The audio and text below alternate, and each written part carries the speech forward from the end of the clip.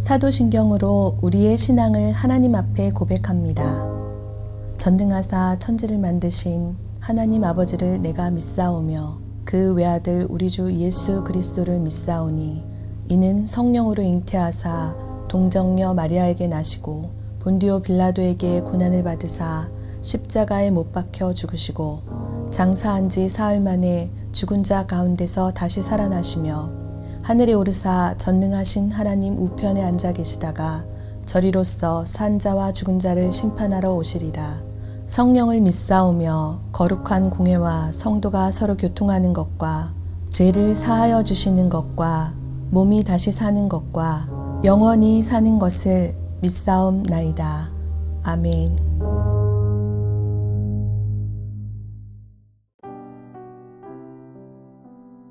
오늘의 말씀 사무엘하 21장 1절에서 14절 말씀입니다. 다윗의 시대에 해를 거듭하여 3년 기근이 있으므로 다윗이 여호와 앞에 간구하매 여호와께서 이르시되 이는 사울과 피를 흘린 그의 집으로 말미암음이니 그가 기브온 사람을 죽였음이니라 하시니라. 기브온 사람은 이스라엘 족속이 아니요 그들은 아모리 사람 중에서 남은 자라. 이스라엘 족속들이 전에 그들에게 맹세하였거늘 사울이 이스라엘과 유다 족속을 위하여 열심히 있으므로 그들을 죽이고자 하였더라. 이에 왕이 기브온 사람을 불러 그들에게 물으니라.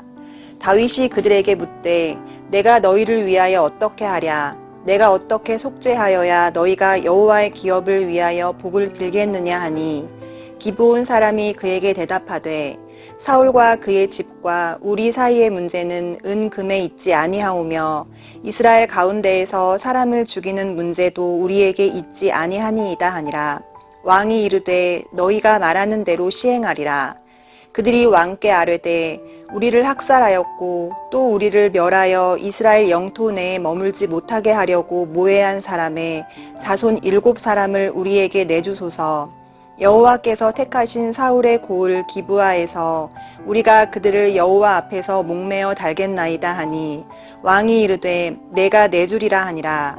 그러나 다윗과 사울의 아들 요나단 사이에 서로 여호와를 두고 맹세한 것이 있으므로 왕이 사울의 손자 요나단의 아들 무비보셋은 아끼고 왕이 이에 아야의 딸 리스바에게서 난 자 곧 사울의 두 아들 알모니와 무비보셋과 사울의 딸 메랍에게서 난 자 곧 무울랏 사람 바르실레의 아들 아드리엘의 5 아들을 붙잡아 그들을 기브온 사람의 손에 넘기니 기브온 사람이 그들을 산 위에서 여호와 앞에 목매어 달매 그들 7사람이 동시에 죽으니 죽은 때는 곡식 빼는 첫날 곧 보리를 베기 시작하는 때더라. 아야의 딸 리스바가 굵은 배를 가져다가 자기를 위하여 바위 위에 펴고 곡식 베기 시작할 때부터 하늘에서 비가 시체에 쏟아지기까지 그 시체의 낮에는 공중의 새가 앉지 못하게 하고 밤에는 들짐승이 범하지 못하게 한지라. 이에 아야의 딸 사울의 첩 리스바가 행한 일이 다윗에게 알려지매 다윗이 가서 사울의 뼈와 그의 아들 요나단의 뼈를 길앗 야베스 사람에게서 가져가니 이는 전에 블레셋 사람들이 사울을 길보아에서 죽여 블레셋 사람들이 벳산 거리에 매단 것을 그들이 가만히 가져온 것이라. 다윗이 그곳에서 사울의 뼈와 그의 아들 요나단의 뼈를 가지고 올라오매 사람들이 그 달려 죽은 자들의 뼈를 거두어다가 사울과 그의 아들 요나단의 뼈와 함께 베냐민 땅 셀라에서 그의 아버지 기스의 묘에 장사하되 모두 왕의 명령을 따라 행하니라. 그 후에야 하나님이 그 땅을 위한 기도를 들으시니라. 다윗 왕국에 3년 동안 비가 내리지 않아 기근이 들게 됩니다. 그로 인해서 하나님의 사람 다윗은 하나님 앞에 기도를 합니다. 다윗의 기도를 들으신 하나님께서는 기근의 원인을 알려주십니다. 본문 1절입니다. 다윗의 시대에 해를 거듭하여 3년 기근이 있으므로 다윗이 여호와 앞에 간구하매 여호와께서 이르시되 이는 사울과 피를 흘린 그의 집으로 말미암음이니 그가 기브온 사람을 죽였음이니라 하시니라. 3년의 기간의 이유는 바로 기브온 사람을 죽인 사울의 죄 때문이었습니다. 기브온 사람들은 이스라엘이 가나안을 점령하기 이전에 가나안 땅에 살고 있던 민족입니다. 그들은 이스라엘의 가나안 정복 전쟁 때 여호수아를 속여 이스라엘과 동맹을 맺었고, 여호수아는 그들을 죽이지 않겠다는 언약을 맺었습니다. 여호수아 9장 15절입니다. 여호수아가 곧 그들과 화친하여 그들을 살리리라는 조약을 맺고 회중 족장들이 그들에게 맹세하였더라. 그런데 이러한 언약에도 불구하고 사울은 이방인이라는 이유로 기브온 사람들을 죽였던 것입니다. 기근의 원인을 알아낸 다윗은 바로 문제를 해결하고자 합니다. 기브온 사람들을 불러들여 자신이 지은 죄는 아니지만 그들에게 용서를 구할 방법을 묻습니다. 본문 3절입니다. 다윗이 그들에게 묻되 내가 너희를 위하여 어떻게 하랴? 내가 어떻게 속죄하여야 너희가 여호와의 기업을 위하여 복을 빌겠느냐 하니. 자, 여기서 다윗의 모습을 보면 참 대단하다는 생각이 들지 않으십니까? 지금 이스라엘에 내린 3년간의 기근이 누구 때문입니까? 다윗 자신 때문입니까? 아니죠. 바로 사울 왕 때문입니다. 현재 이스라엘의 왕 자신 때문이 아닌 과거의 왕 사울 때문에 3년간의 기근이 계속되고 있는 것입니다. 다윗 입장에서 얼마나 짜증이 났겠습니까? 왜 자신이 지은 죄도 아니고 사울의 죄 때문에 자신과 이스라엘 백성들이 피해를 봐야 합니까? 억울하기도 하고 화가 나기도 하지 않았겠습니까? 그러나 다윗은 그러한 내색이 전혀 없습니다. 그러한 죄를 지은 사울이나 사울의 죄를 자신의 때에 물으셔서 기근을 내리신 하나님을 전혀 원망하는 모습이 없습니다. 다윗은 그저 이 문제를 해결하는 데만 집중합니다. 여러분 한번 생각해 보세요. 3년의 기근이 들었으니 자신을 비롯해서 이스라엘 백성들이 얼마나 힘들었겠습니까? 그러나 다윗은 불평과 원망을 할 겨를이 없었습니다. 그의 머릿속에는 어떻게 하면 빨리 이 기근을 해결할까 하는 생각밖에 없었던 것이죠. 그래서 바로 기브온 사람들을 불러 문제를 해결하고자 한 것입니다. 본문 6절입니다. 자손 7사람을 우리에게 내주소서. 여호와께서 택하신 사울의 고을 기브아에서 우리가 그들을 여호와 앞에서 목매어 달겠나이다 하니 왕이 이르되 내가 내주리라 하니라. 기브온 사람들은 사울의 자손 7명을 요구합니다. 과거 여호와의 이름으로 맺었던 언약을 파기하고 자신들을 죽였던 사울의 죄를 여호와 앞에서 심판하겠다라는 것입니다.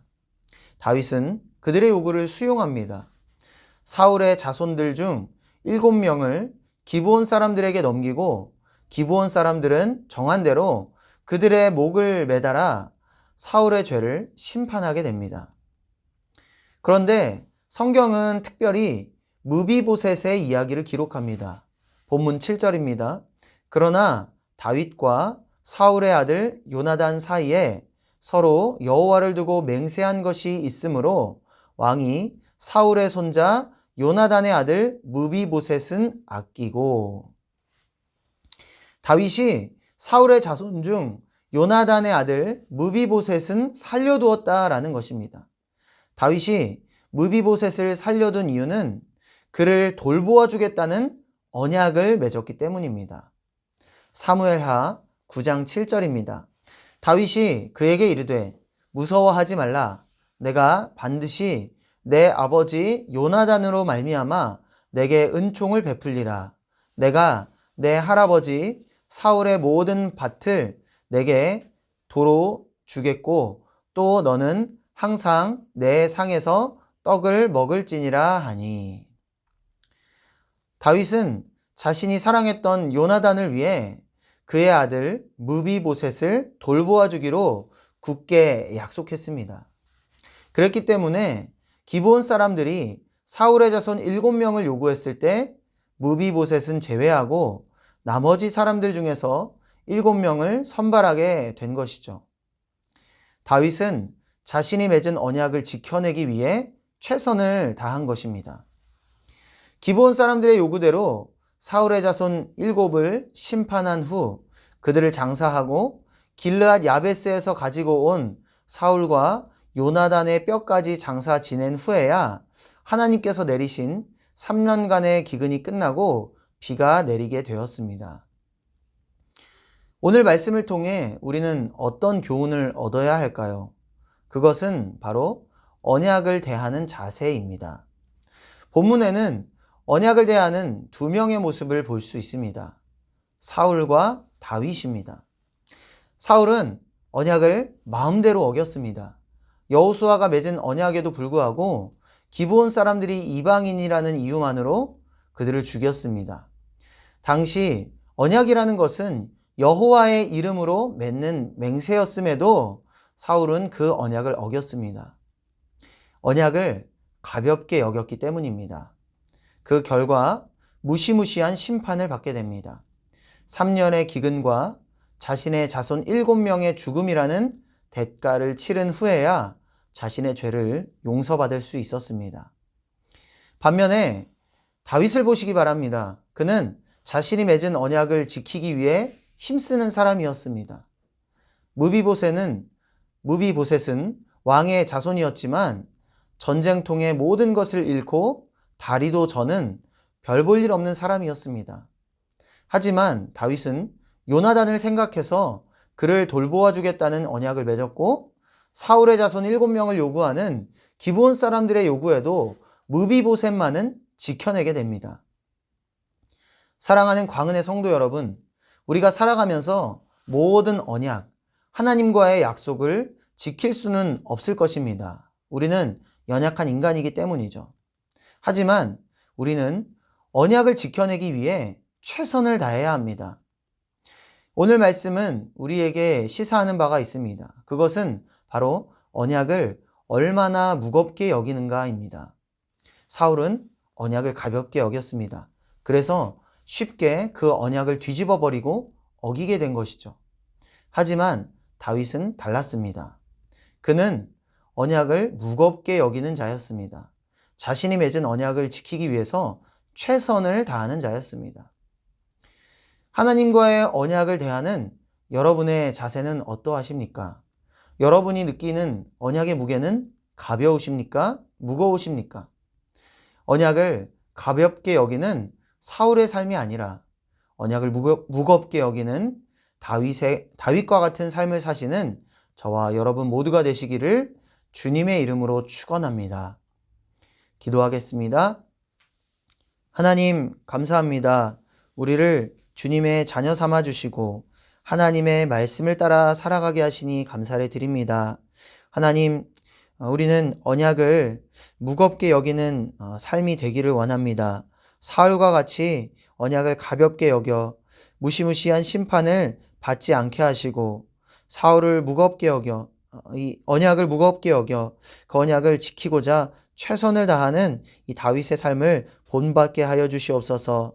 우리가 하나님의 말씀, 하나님의 언약, 하나님의 명령을 지키기 위해 최선을 다할 때 하나님께서 우리들의 삶에 크신 은혜를 베풀어 주실 줄로 믿습니다. 그 은혜를 오늘도 받아 누리는 우리 모두의 삶이 되게 하여 주시옵소서. 감사드리며 예수님의 이름으로 기도드립니다. 아멘. 주님이 가르쳐 주신 기도로 예배를 마칩니다.